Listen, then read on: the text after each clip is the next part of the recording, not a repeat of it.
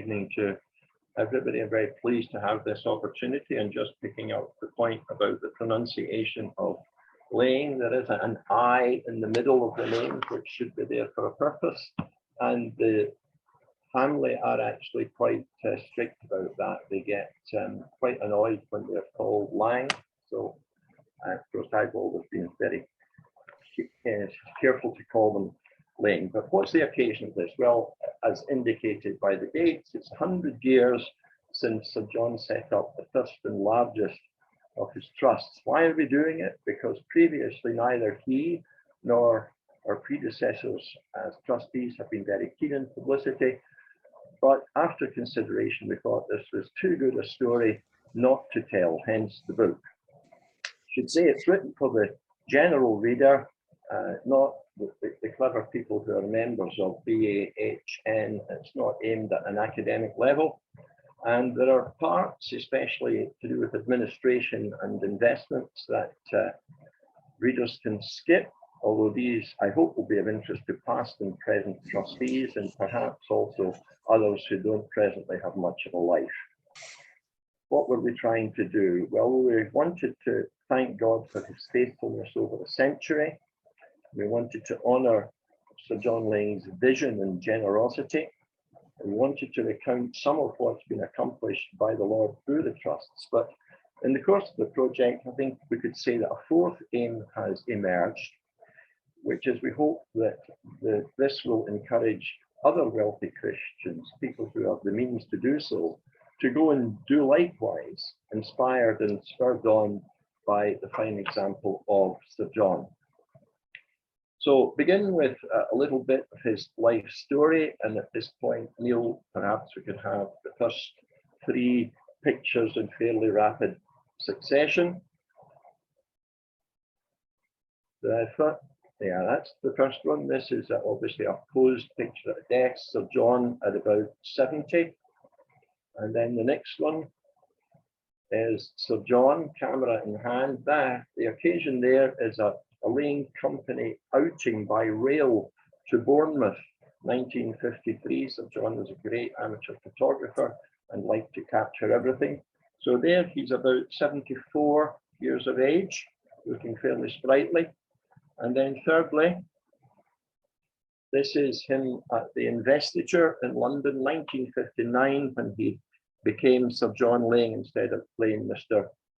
Laing, and that is him, of course, with his wife, Lady Beatrice Laing. But to begin the Laing story as it concerns us, we have to go back a bit further yet. About 200 years ago, two young stonemasons left with native Scotland and crossed the border into what was then the English county of Cumberland. The older of them, David Laing, established a family business south of Carlisle, which expanded steadily. And this David was the great grandfather of our subject, John William Laing, who was born on the 24th of September, 1879 in Carlisle. And he it was who transformed this family business into a company which eventually became a household name in construction and civil engineering in the UK and around the world. Young John did show academic prowess at school, but he was desperately eager to leave and join his father's business. And he did indeed leave Carlisle Grammar School aged only 14 to learn the practical skills of the building trades, as well as the management financial skills, which would enable him to run a successful business. He became the sole proprietor in 1910, aged 30. The company saw rapid expansion, especially during the First World War, but also in the interwar years, characterized, as we know, as a time of depression, but actually for those who remained in work, a time of great prosperity. And it was a house building boom in which his company profitably shared, especially in the south of England. Expansion again in World War II. Meantime, he had moved the head office to London in 1920 when the business became a limited company. It became a publicly limited company, that to say, quoted in the London Stock Exchange in 1953, by which time his two sons were taking over the business. Sir John died on the 11th of January 1978 in his 99th year, And in the last full trading year of the companies before then, 1977, the group turnover was £421 million, which in today's values would be over £2 billion, and the profit of 21 million then would today be about 110 million. So it was a substantial civil engineering and construction company. John Laing's parents were evangelical Christians. They joined the Open Brethren Assembly in Hebron Hall, Carlisle in 1874. And so John grew up in a church fellowship which was evangelistic and missionary minded. It's known that Fred Stanley Arnott, the famous missionary, the missionary to Central Africa, visited that congregation. John Laing looked back to a childhood conversion aged about 7. He remained in the Open Brethren all his life in Carlisle and London, only 2 assemblies, and very soon he was an active and committed member. In 1910, he married Beatrice Harland of an Open Brethren family in Stockton-on-Tees. They were married for 62 years until her death in 1972. There were 2 sons, William Kirby, known as Kirby 1916, John Morris, known as Morris, born in 1918, and both followed their father into the construction business and also into generous Christian giving. An incident, a contract which had a very important effect on John Laing was known as the Barrow contract. It was to construct new sewers for the Barrow and Furness Town Corporation by the docks. It was an onerous agreement drafted heavily in favour of the local council, and everything that could go wrong just about did go wrong. They thought they were working in clay, it was sand, it was the highest tides ever, it rained continuously. He was ill, he feared bankruptcy, he was anxious about the effect of his elderly parents. And in the midst of this crisis, John Laing made a vow that if the Lord would sustain him through this crisis, he would make the Lord a partner in his business. Round about the same time, he drew up a programme for life. He was staying in Furness Abbey in the northwest, and he drew out a sheet of notepaper and did a financial plan about the amount he might earn, the amount he should save, and the amount he would give away. The amount which he was to give away, in his mind, was to increase rapidly. In fact, he exceeded this plan consistently through the rest of his life. And indeed, we will never know exactly how much was given away. Now, older members, particularly of Open Brethren in the United Kingdom, if they're asked, what can you tell us about John Laing? They will say, he was a very generous man and he built a lot of assembly halls. Now that's true, there's nothing wrong with that, but it's a very small part of the whole. There was a great range and depth of involvement in the ministries that he supported. He joined committees and boards of many of the organizations that he supported financially. So he wasn't one to give, write a check and leave, but he gave, he stayed, he learned, he helped, he advised, and kept in touch. So that's the background and the family life of Sir John. What about formation of the trusts? Because that is where I have done most of my research in the last couple of years or so. Roy Code's biography is excellent. It came out a year after Sir John had died. And if at times I've been able to see something a little differently or perhaps further, it's only because I've had access to the papers held by Stewart's Company and the trusts, which give me information that was not available to Roy during the writing of the biography. Following the example of his parents, John Laing was a generous giver from his early days. But in 1920, he wished to establish and regularize his giving by a new means of support.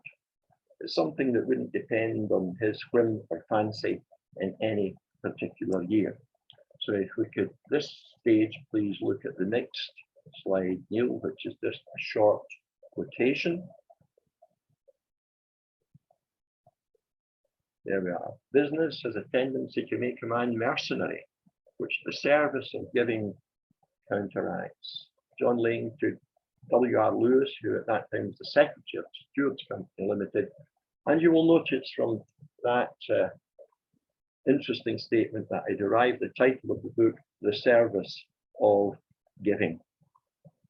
So in 1922, as it happens on the 21st of October, so exactly 100 years ago today, by gift, the John J.W. Laing Trust was established. He gifted 15,000 shares in his new limited company to Stewards Company Limited, the Brethren Charitable Holding Company that we've mentioned already, formed in 1898, mostly by Eccles trustees to hold properties overseas. John Laing knew a number of Stewards directors, so he turned to them to manage the trust. And this gift represented about 40% of his personal holding in the company. And later in 1955, when the company had increased in size and the number of shares had increased, he contributed another 15,000 shares to the trust. So the dividend income from the shares to support Christian work, and the directors of Stewards readily agreed that John Laing be their agent to distribute the funds. They then invited him to be a director of Stewards, which he did, and he remained director until his death, although he never attended any meetings after 1964. So what did he intend to support by the first of these trusts? The next slide, in just 4 points, illustrates quite briefly what he wanted to support. Missionary work abroad, evangelical work in Britain and Ireland, including buildings, relief of the poor, including villas, and relief of the sick, including infirmaries. So quite brief and in general terms, apart from the mention of nullers. And it's clear that this was a pivotal moment in his life, as is shown by his comments in the next slide. This is him addressing Stewards Company directors in 1958. There's no point in me reading it out, because you can all read it perfectly well for yourselves.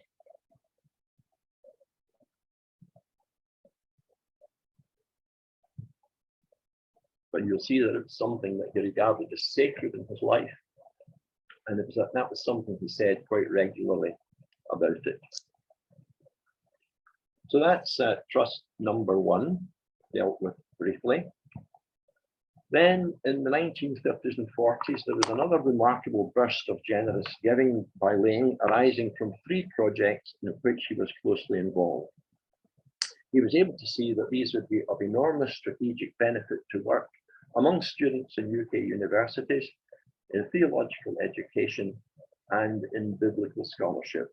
He was concerned about gospel witness in tertiary education. His son Kirby had recently gone through Cambridge studying engineering. Morris didn't. He wanted to get into business straight away. He was concerned about the apparent lack of respected biblical scholarship among evangelical Christians. So the 3 works that he got himself involved in the 30s were, firstly, IBF, the InterVarsity Fellowship, or UCCF. Second, the London Bible College, now the London School of Theology. And thirdly, Tyndall House, the Biblical Research and Library in Cambridge. And all 3 of these owe a great debt to John Laing's foresight and generosity. In the case of IBF, he joined the Business Advisory Committee in 1935 and chaired that committee for 18 years from 1942 to 1960. In 1939, he bought the lease of the building 39 Bedford Square in London, which operated as the headquarters of IBF for several decades. Secondly, London Bible College. In the 1930s, he joined a group in discussing the need for an evangelical Bible college in central London. The war caused a delay to that project, but in 1946, London Bible College opened in 19 Marylebone Road in London, in a building owned by the Laing Company and refurbished by Laing. John Laing provided the opening prayer for its dedication. Tyndall House, also in the late 30s, talks began about the library for biblical research in Cambridge. Talks went on until 1944, and the building that Tyndall House now extended, currently occupies, was bought. John Laing personally, not via the trust, giving 1/3 of the cost. These were 3 major developments which are still enormously influential in UK evangelical circles today, and in the case of Tyndale House, arguably worldwide. So how were these to be supported? Well, as usual, John Laing decided that he himself would support them, so he transferred 5,000 more shares in the Laing Company, Stewards Company, to set up the J.W. Laing Biblical Scholarship Trust. And we can see what that was intended to do with the next slide, please. By the way, we very seldom use the J.W. Laing. Beginning of that, we just call it the Biblical Scholarship Trust to distinguish it from the J.W. Laing or General Trust, as we say. So quite simply, he set up this to support IVF, now UCCF, and then slightly greater length, the encouragement of Bible scholarship, such as envisaged by the Biblical Research Committee, the Tyndale Fellowship, and Tyndale House. Briefly, I'll just mention and then leave a third trust. That's the Beatrice Laing Trust, which was never administered by Stewards Company, but John Laing wished it to be partly financed by funds from the J.W. Laing Trust. At first, they were to provide support for the Beatrice Laing Trust, named after his wife, obviously, by allocating 1/3 of their income for the benefit of the Beatrice Laing Trust. This arrangement changed several times over the years. The proportion gradually reduced, and the arrangement will end in December 2022, although the Beatrice Laing Trust will continue. This has a much wider range of beneficiaries. It included Laing Company employees at the start, but it also included a list of 11 named Christian ministries, plus open building assemblies and the building of halls for the same. And quite a number of these 11 mentioned beneficiaries were already being supported by the existing two trusts. So having dealt with that, I won't say any more about the BLT, the Beatrice Laing Trust, in the rest of this talk. So from 1922 until 1964, these 42 years, Sir John was in sole control of the trust. In 1964, at the age of 85, he felt it was getting too much for him, and he handed over to a committee of Stewards Company directors, about which more later. So in this talk, as in the book, I'll devote much more time and space to this early period, these 42 years, than later, because at this time we can be sure that every single gift represented a personal decision by John Laing. And this period therefore best reveals the principles which govern his giving. The amounts given rose steadily and markedly, and remember that if inflation can make gifts in early years seem quite small. For example, £10 given in 1922, the first year of trust, would be nearly £450 now. And indeed, because of some inter-war deflation, £10 in 1932 would be well over £500 now. And so the amounts gradually rose. I'll bore you with some statistics. In 1927, £2,500, 1954, 12,000, 1949, 20,000, 1957, 45,000. In 1964, his last year of personal stewardship, £159,000, equivalent to nearly £3.5 million today.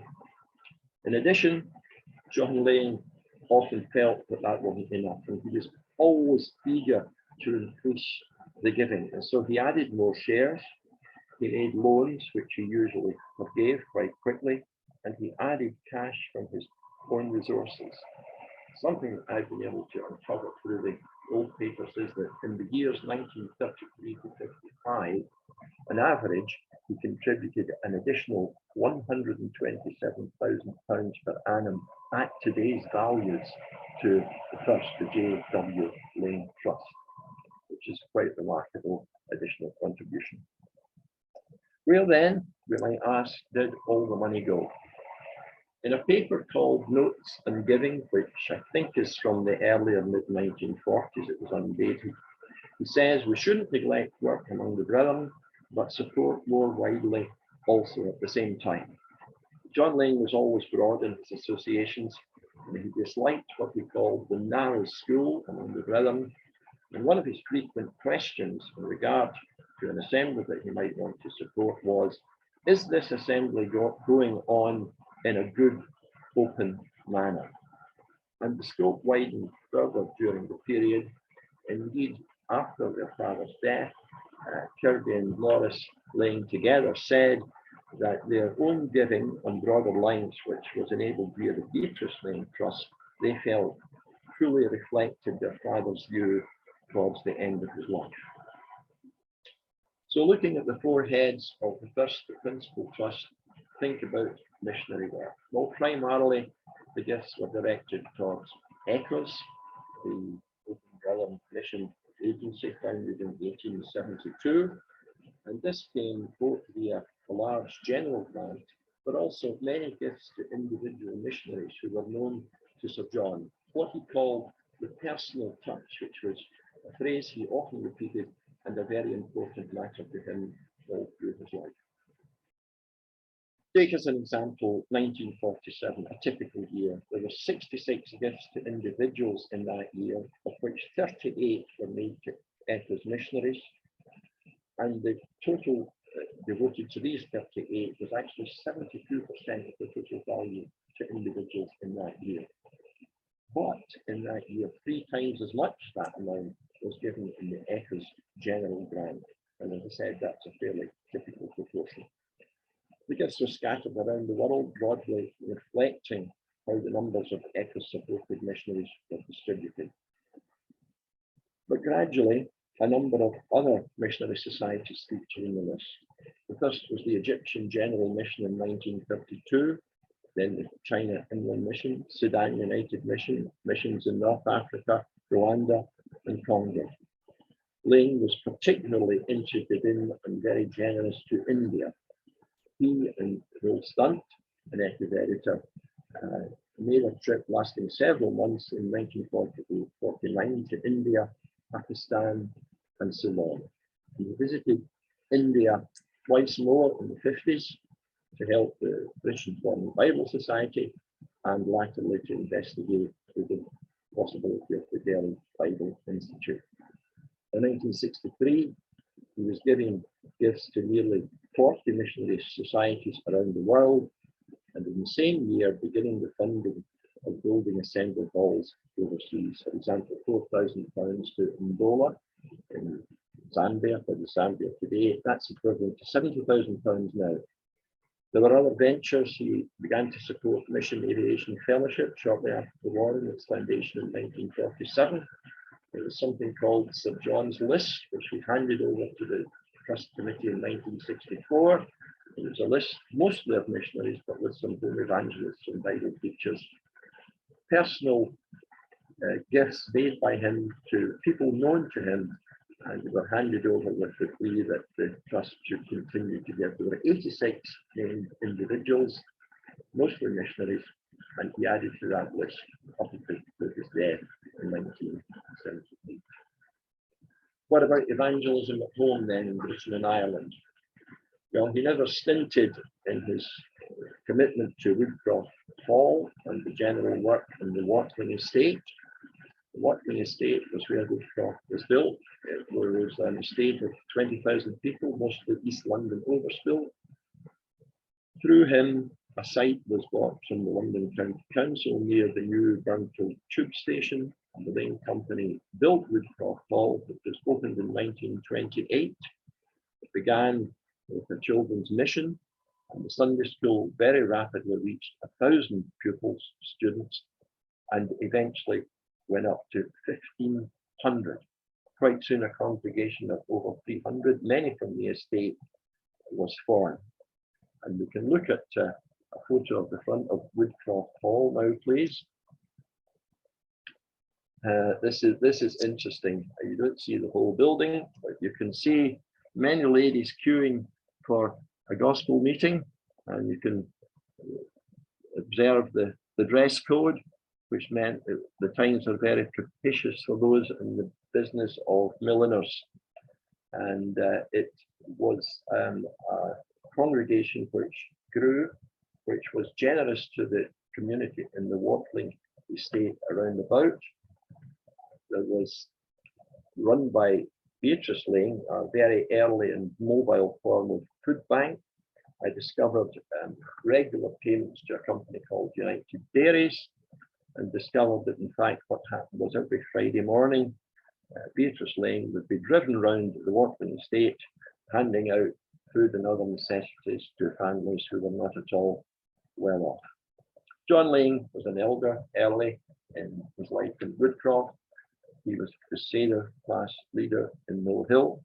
He took 2 years off Crusaders class to help with the start up of Covenanters, demonstrating his very strong love for work among children and young people. He was a leader in Crusader camps for many years, and we've got 2 photographs coming up now to show that until his 70th year, he continued to work with Crusaders. Here he is on the beach, looking quite happy about one of his fellow leaders being up to his neck in sand and surrounded by boys doing the same. And then a further one, also at Crusader camp, in a modest but elegant piece of swimwear suitable for the time. He was very supportive of Crusaders, and these were Crusader camps he went to. In 1947, he gave £10,000, which is over £300,000 today, for Westbrook, the Isle of Wight Crusader Centre. Supported many other ministries, too many to tell: Caravan Mission, Christian Colportage, Railway Mission, Siemens Mission, Sazra, Open Air Mission. Interested in the work of counties and Association of Open Brethren Evangelists in the southern counties of England. He joined its oversight in 1928, and stayed for the 1950s. The building and financing of Assembly Halls, in fact, began quite slowly. He had been involved in Carlisle, in Hebron Hall there, and obviously in Woodcroft, which had 2 more offshoots before the 39-45 war, and another offshoot at Borehamwood in Hertfordshire in 1953, in which Kirby Laing, his son, was an early leader. But in fact, at no time, although this is very well known, was this the major part of giving. But it got publicity and spread, because that is what members of assemblies would get to know about. And so the financing gradually increased.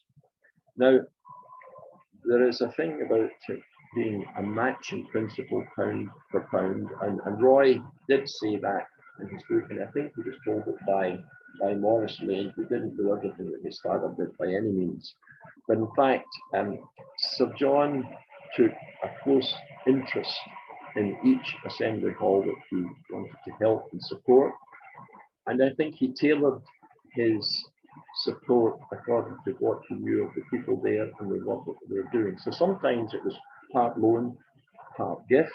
There was no regular pattern. Sometimes the loan was at interest, sometimes it was free of interest, sometimes he forgave it, sometimes he didn't. There wasn't really a matching principle, but rather something that was tailored to each assembly's circumstance. We put together a booklet to assist the building, second edition 1960. There were 15 examples sketched out of halls actually built by the Laing Company, instructions and everything conceivable.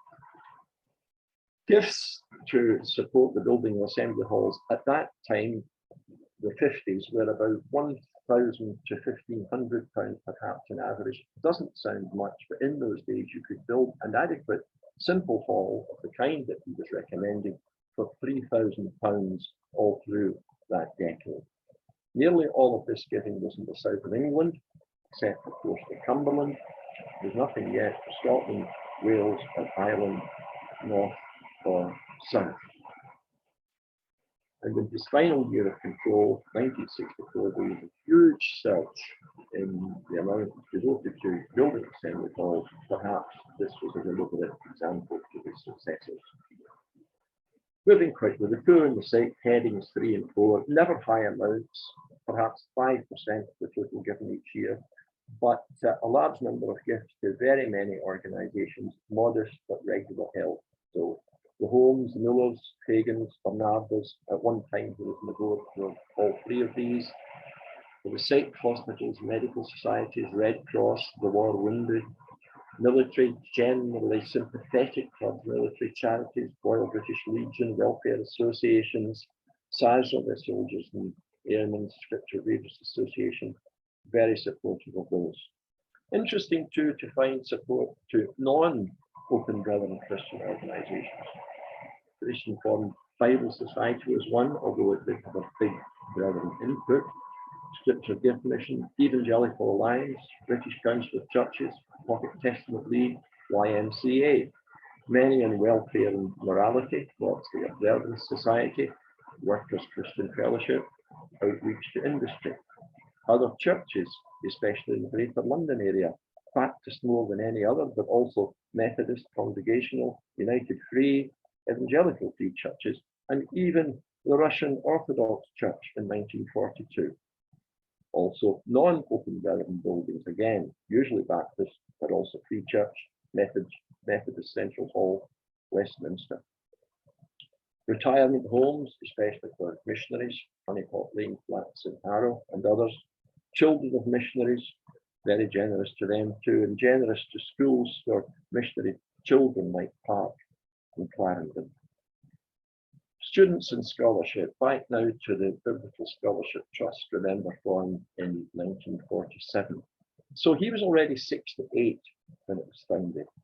And in the 30s, he struck up a warm, enduring friendship with Dr. Douglas Johnson. Johnson qualified in medicine, but left the profession early to become General Secretary of IBF in 1928. And Laing and Johnson formed a kind of, I think it was like a David and Jonathan friendship, very close. Laing was generous, not just to IBF, but to Douglas Johnson, who earned a pittance as Secretary for IBF. He doubled his salary, had provision for his pension, and also for his widow when Johnson passed away. And I have been blessed to discover that in the UCCF archives in Oxford, there is a sheaf of papers. These are letters between Laing and Johnson, selected and kept by Johnson, and these form a separate appendix in the book, which, in my view, as I say so myself, is a delight to read because it shows how warm and supportive they were to each other. Johnson was a partner with Laing in all three of these great enterprises: IBF, London Bible College, and Tyndall House. IBF received a gift every year from 1952 onwards, and there were very, very few ministries of which you could say that. The support of Laing was critical in World War II when he took some what were then called travelling secretaries into the Laing Company and paid their salaries.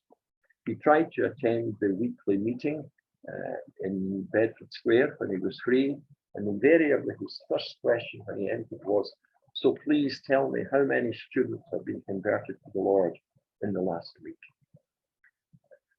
In Tyndall House, he paid again for the cost of building a new wing in 1956 and unusually allowed himself to be recorded as the donor in a plaque which has a Latin inscription on the side of the building. His giving to London Bible College after its inception continued regularly, but not every year. It appears it was response to particular appeals and needs. But we shouldn't think that London Bible College was the only college he was interested in. The first gift to Bible College was in fact to Cliff College in 1953 and to All Nations in 1954. He supported Moorlands and its different locations from the 50s onwards. And generally speaking, the more Open Brethren input there was, the higher was the amount of support. But up to 1964, the expenditure of the Biblical Scholarship Trust was relatively modest compared to that of the main trust, the John Laing Trust. For example, in 1963, the BSD expenditure was £7,000, whereas the other trust was 100. And in 1964, which was exceptional, the ST was 35,000, but the John Laing, JW Laing Trust was 159. So, in conclusion, what do we say about the period when Sir John was having sole control? Well, there is no doubt that he lived up to his intention and indeed regularly exceeded it. He was always eager to encourage higher spending, a legacy he left to his successors. Thanks to the success of the Laing businesses, the income of the trust rose sharply in the later years of stewardship. In later decades, the trust committees generally did strive to follow his lead, but not slavishly. And indeed, Laing himself, in his notes in giving that I mentioned earlier, had wisely noted that details could and should be amended from time to time, quote, according to needs, unquote. He himself did not hesitate to branch out, and after a period of conformity with what they believed would be his wishes, the committees that succeeded him also adopted a wider view of giving. So the J.W. Laing Committee takes over 1965, although we have to note that in that year it only assumed management of the J.W. Laing Trust, not the Biblical Scholarship Trust, which remained firmly in Sir John's hands with help from a trusted friend until his promotion to glory in 1978. In 1965, there was an agreement between John Laing and his family on one side, Stewards Company Limited on the other side, that the trust, the J.W. Laing Trust, would concentrate on brethren ministries, and that John Laing and the family would concentrate on other ministries via the Beatrice Laing Trust.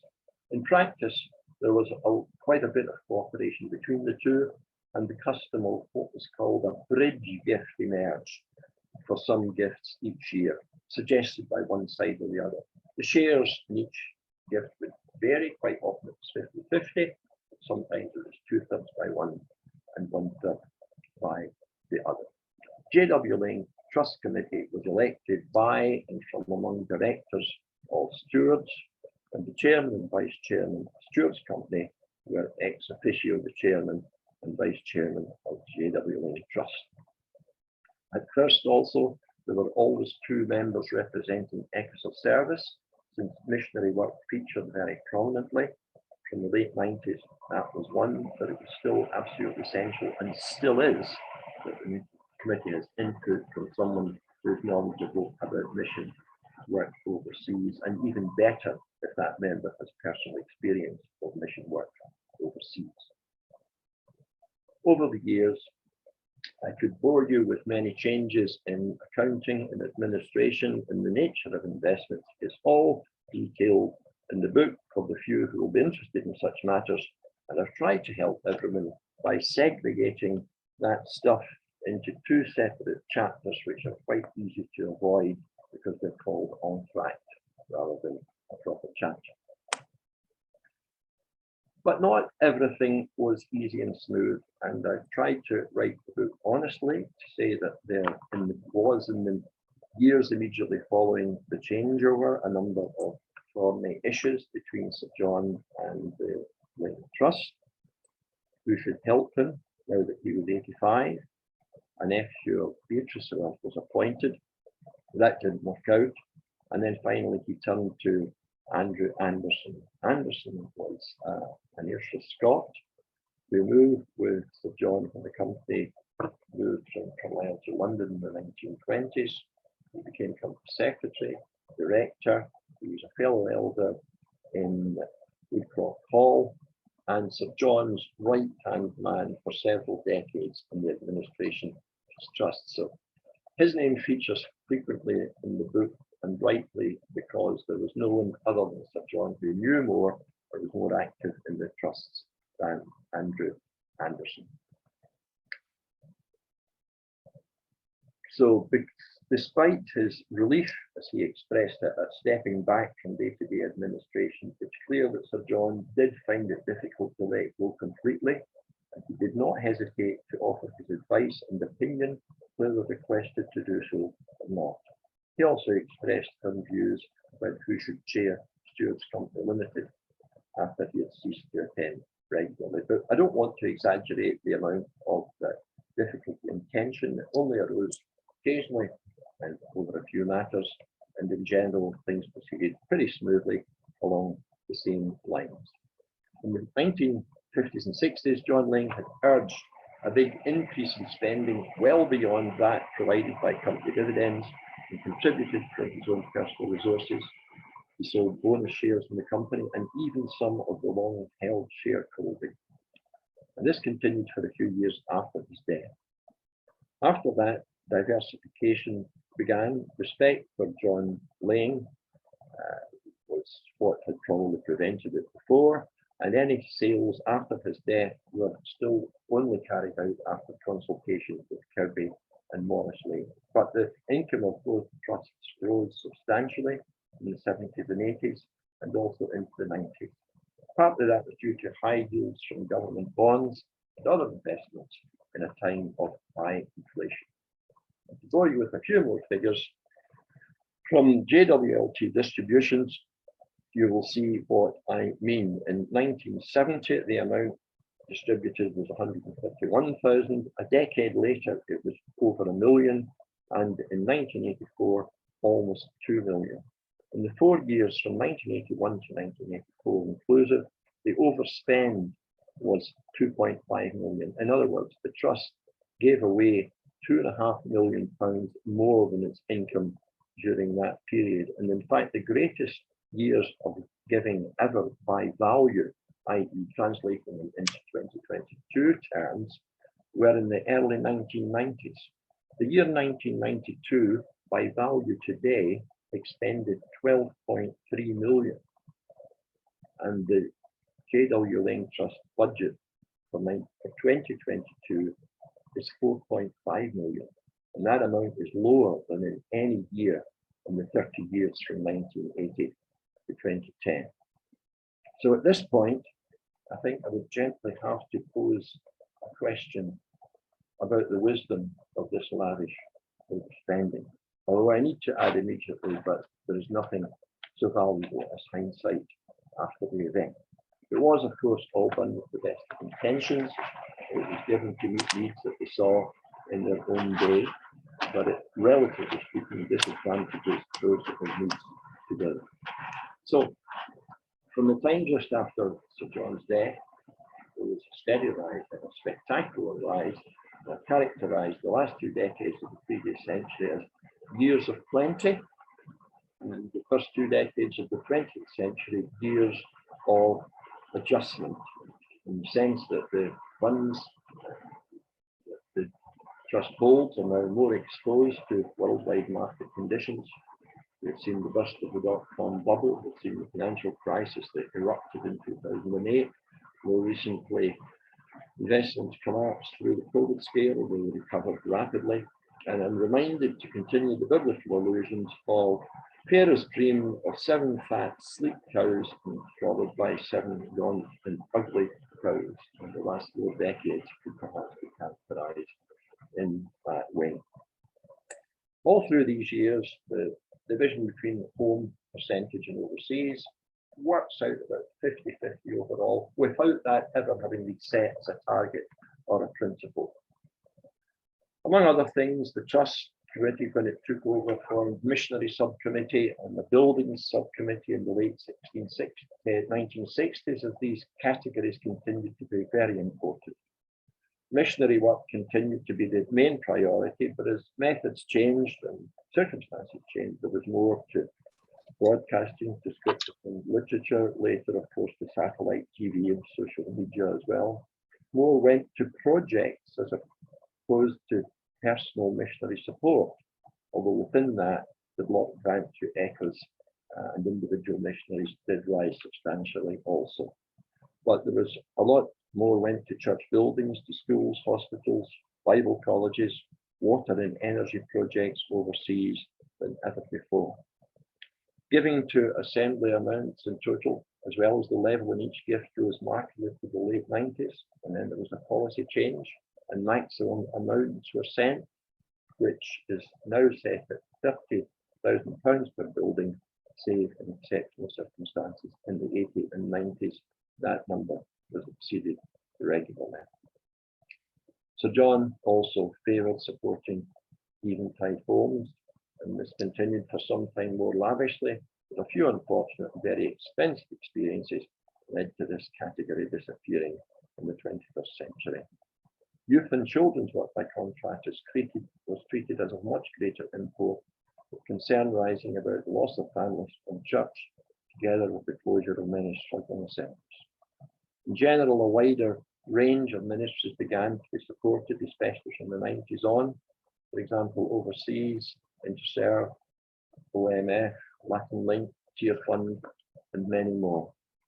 At home, Open Brethren staples such as counties evangelistic work continued, and more generously so in the days of Sir John, especially with the Jesus Live Mobile Trailers initiative to mark the millennium. Another change when the committees took over was that, especially in the last 20 years, they tried to be more proactive. In other words, instead of waiting for applications to come in, people went out and searched where is the need greatest, what can we do?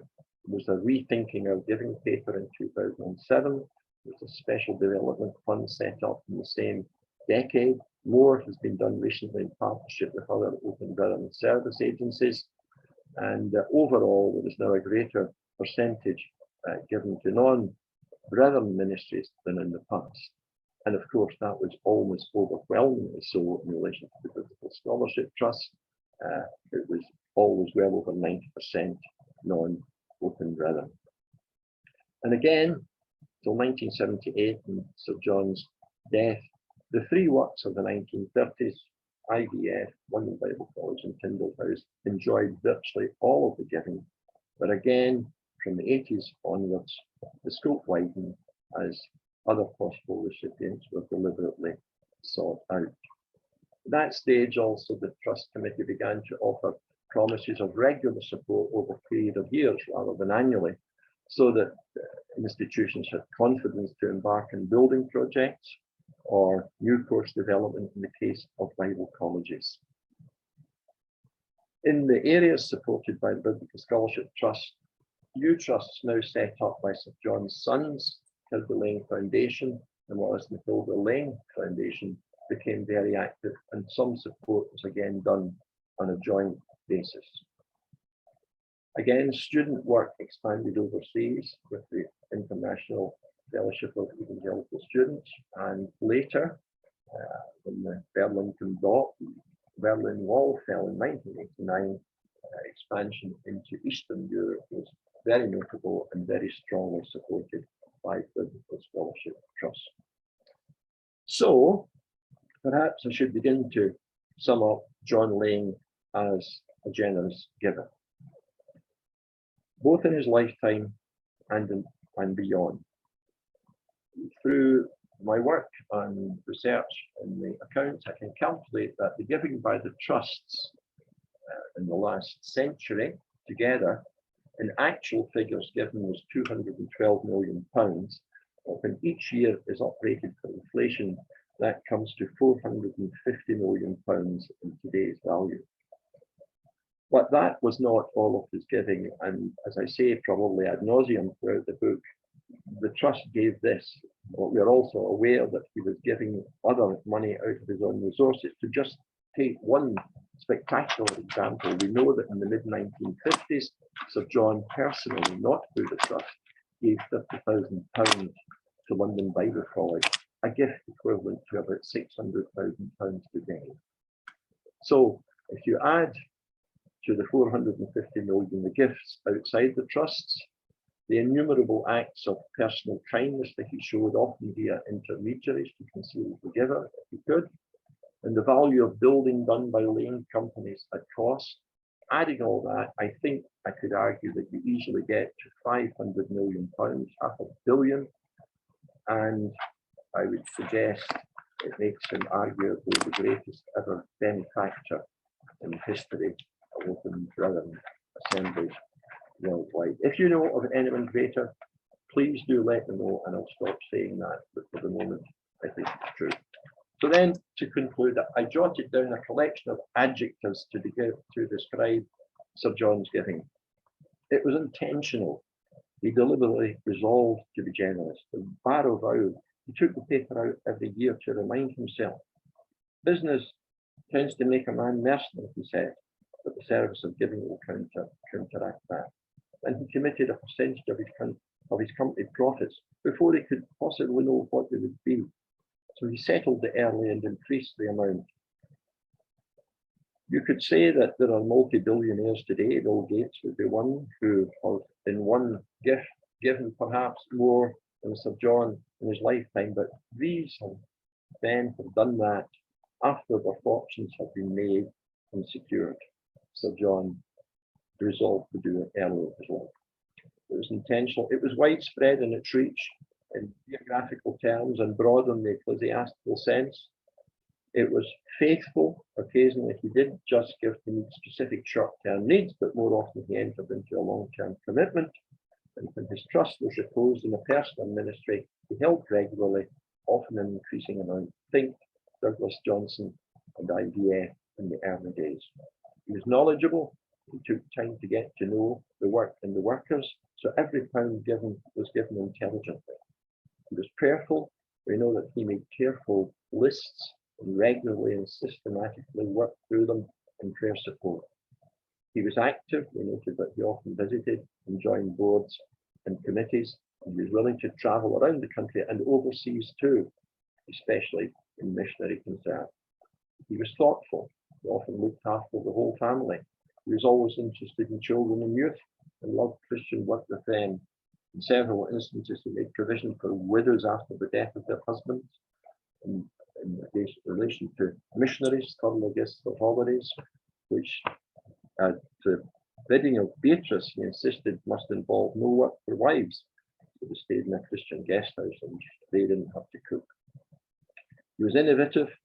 The tribute that Ian Burness has written from representing echoes in the book lists holidays, holiday grants, resettlement grants, vehicle gifts. He was always imaginative and perceptive in business and Christian life. He was cheerful. That was remarked upon by many. Roy Code quotes someone meeting him at a business meeting saying, "Here comes Laing, happy as usual." And to his friend, he really is happy. People often noted his kind smile and his twinkling eyes. He was influential. The Laing story has inspired and encouraged many others to do likewise. Again, we could see many testimonies in the book to support that. Not just his own family, but many people he never met years later. And finally, he was a long-term giver. I don't just mean that he did that throughout his long life, although that would be true. Originally, he suggested that the money should all be paid out and spent within 10 years of his death, but he quite quickly changed his mind and the stipulation was removed once he had indeed died. And how wise that was, because now he still speaks, and even he, with his vaulting ambition, could not have imagined the long-term effects. Remember, I stated that the total giving in today's values was £450 million. But if you calculate when that value was given, 84% of that 450 million was given after his death. Here I enter dangerous territory, dear friends. If the Lord does not return soon, would another century of giving be possible? Just occasionally, in my experience in the company and the trusts, there's a debate in stewards. Should we sell off or keep going? Occasionally a siren voice is raised which says, if the Lord returns, we'll be ashamed when we're sitting here with over £100 million of funds unspent. To which the response is, brother, if you can tell me when the Lord will return, we will arrange a planned rundown and it will end just at the right time. But if you can't, we have to think that spending it all now might be unwise, because if the Lord doesn't come for another 50 or even 100 years, and he comes and finds us with nothing, we might say how foolish you were, because there's nothing there to meet the needs of the last century. So it nearly always ends up with us saying, we don't sell off, we keep going, we manage the funds carefully, and we keep spending as wisely as we possibly can. So that, I think, is all I have to say. And I'll pause there and see if I have comments, questions, which I would welcome. Thank you.